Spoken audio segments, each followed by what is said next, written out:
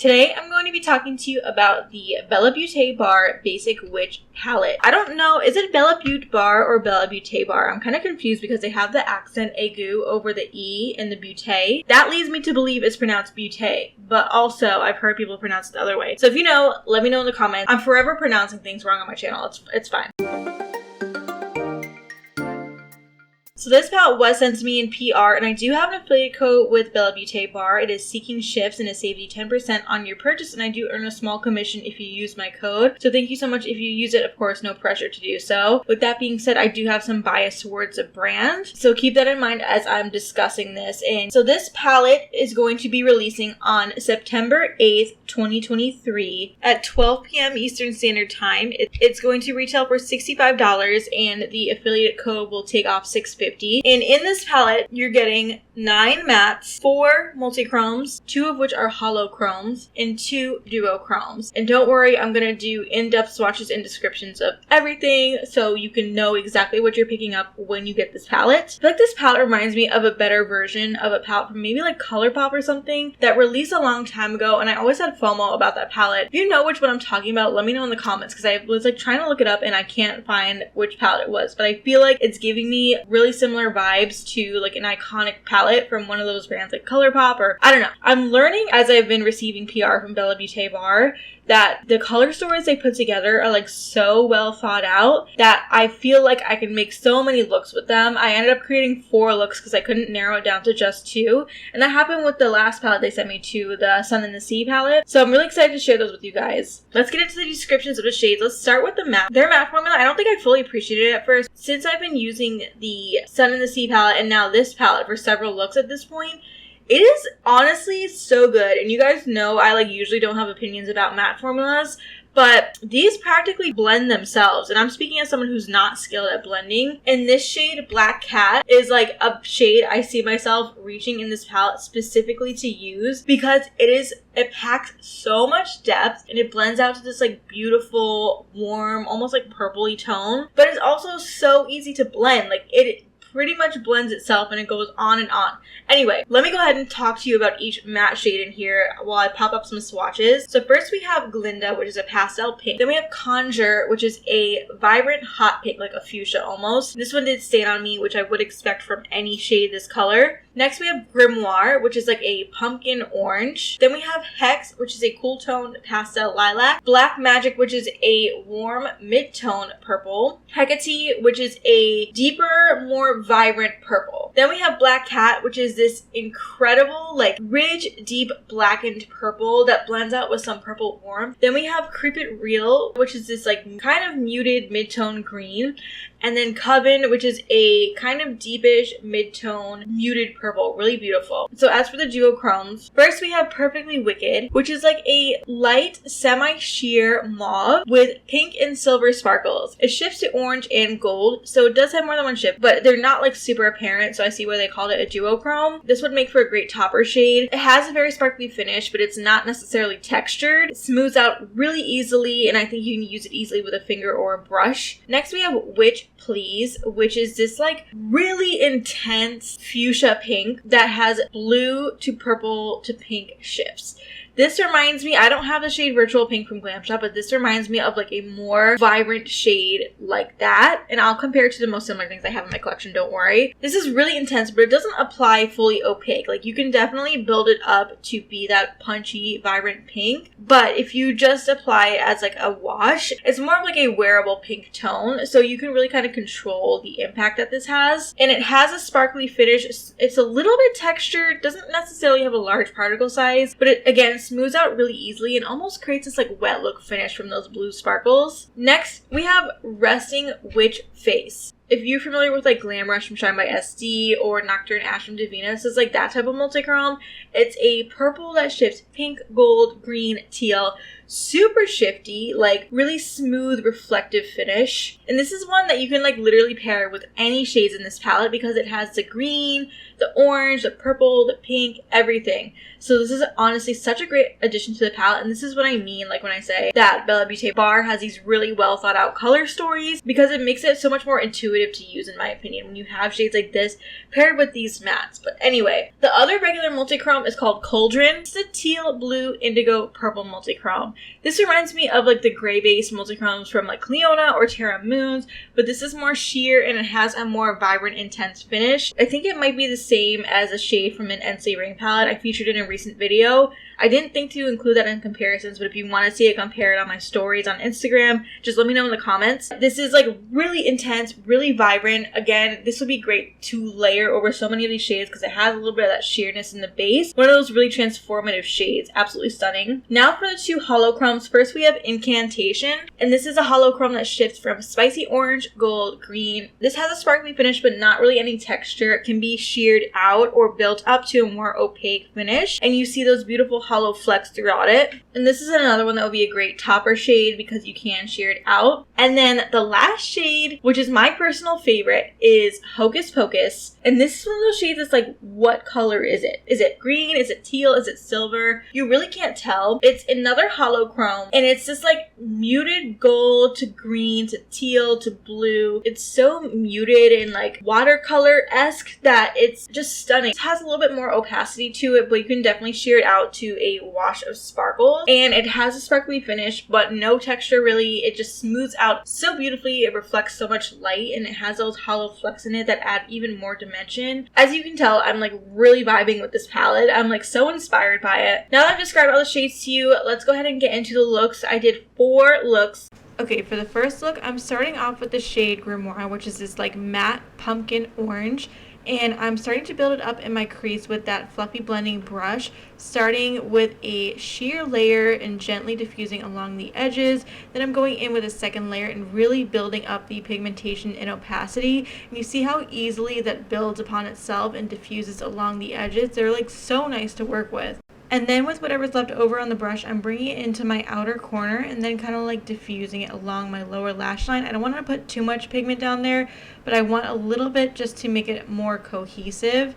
Next, with a smaller, more dense blending brush, I'm taking the shade Coven, which is that desaturated mid-tone purple, and I'm packing it into my outer corner, starting off with an initial layer. Then I'm going to go back in with a second layer and really build it up. Then with whatever's left over on the brush, I'm blending it into that orange. I was nervous it might be muddy because of where each color lies on the color wheel, but I feel like they blended nicely. I took a blank blending brush that had no pigment on it and then used that to diffuse them together. Then, using my finger, I swirled it around in Resting Witch Face. I didn't use any glitter primer because I knew I was doing 4 looks and I didn't want to irritate my eyelids. So I'm just patting that onto my eyelid and kind of like swiping it in so it makes a smooth layer. Then I went in with a large pencil brush from Refer into Incantation, and I'm putting that in my inner corner, and with whatever is left over on the brush, I'm kind of bringing it up into the crease to blend together with the other multichrome. Then I brought it down to the inner part of my lower lash line and kind of connected it with that little bit of orange matte I have down there. Here's the final look. I feel like this is like a quintessential Halloween spooky color vibes look. Let me know what you think.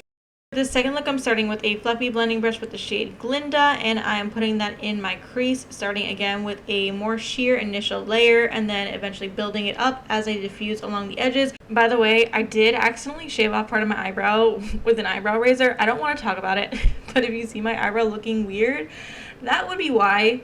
Taking a smaller blending brush with the shade Conjure, and I'm bringing that into my crease, building up some depth and vibrance in the lower part of my crease. And now I'm going in with a second layer. Next, I'm going to take that same small blending brush in the shade Hecate, and for some reason I put so much product on the brush. You can see I'm getting fallout. That's 100% my user error. Like, I did not need to do that. I don't know why I did.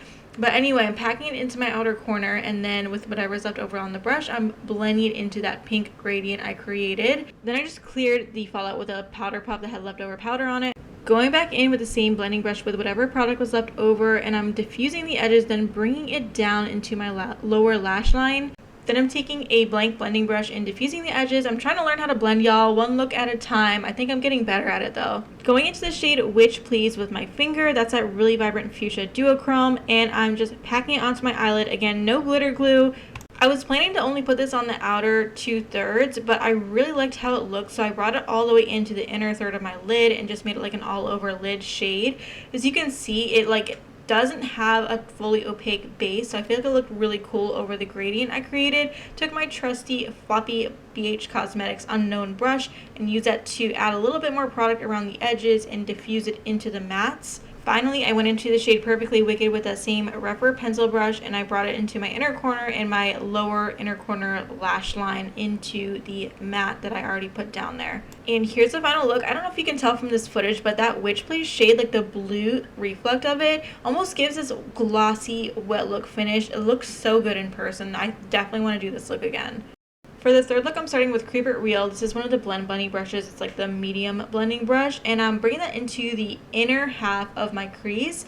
And as you can see, like that just deposited so effortlessly and is diffusing so nicely along the edges. I'm sorry, I'm just like really hype about these mattes, which is a rare occurrence for me.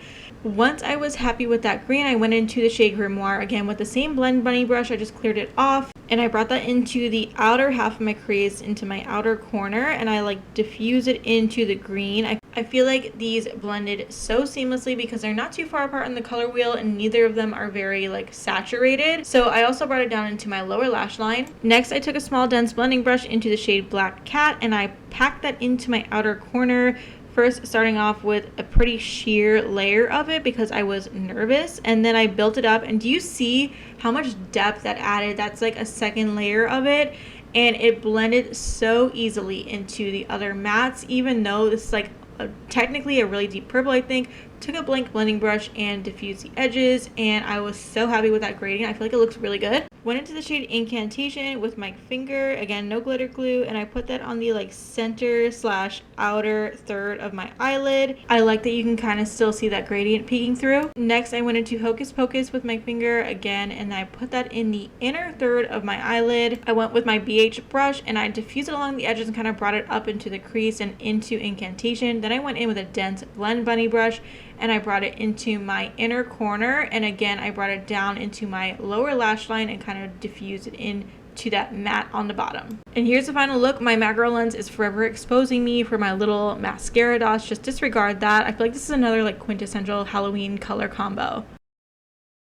For the last look, I'm starting with the shade Hex with the same blending brush. I don't know why I was putting so much on the brush, but anyway, putting that in my crease and kind of building up the pigment, diffusing along the edges, just like how I started all the other looks. I love pastel purples like this, even though they're not the most quote-unquote flattering on me. I don't really care about that. I just really like them. So then I'm going in with a smaller blending brush. This is a Rephr 13 or 14, and I'm bringing it in my outer corner and on my lower lash line. Then I'm going in with Black Magic with the same blending brush, and I'm going to build that up in my inner and outer corners. I'm going to do like a halo eye situation for this look. So I'm starting off slowly and then building up the pigment. I don't want it to go too deep in this look. I'm trying to keep more of like a pastel vibe. So I'm just slowly building it up in my outer corner, and then I'm doing the same thing on my inner corner. Then taking the same blending brush with whatever's left over, I'm just kind of like diffusing it on the edges and bringing it down to my lower lash line on the inner and outer corner. Then I'm going into Cauldron with my finger, and I'm just tapping that into the center of my eyelid for the halo eye. I thought this would be good to pair with these purples because it does shift to a purple at the edges. Taking the same blending brush from before, just making like a seamless blend with the mattes and the shimmer. Then I'm taking it onto my lower lash line in the center to match the top. And there's the final look. Very simple, but I love how it came out. I feel like everything paired so nicely together, and it was so easy to come up with because of the way this color story is. Okay, now that we've done the looks, let's go ahead and get into comparisons. You know what time it is? It's comparison time. As always, anything I received in PR will be indicated with an asterisk. So for the first group, from left to right, we have Terra Moon's Lost in Space and Terra Moon's Halley's Comet versus Witch Please. I feel like Witch Please is like somewhere in between these two Terra Moon shades in terms of texture and color. Next, we have Shellwe Yearning Voice and Global Glam from Glam Shop next to Perfectly Wicked from the Basic Witch palette. Again, I feel like Perfectly Wicked is closer to Global Glam in tone, but closer in texture to Shellwe Yearning Voice, but none of them are exact dupes.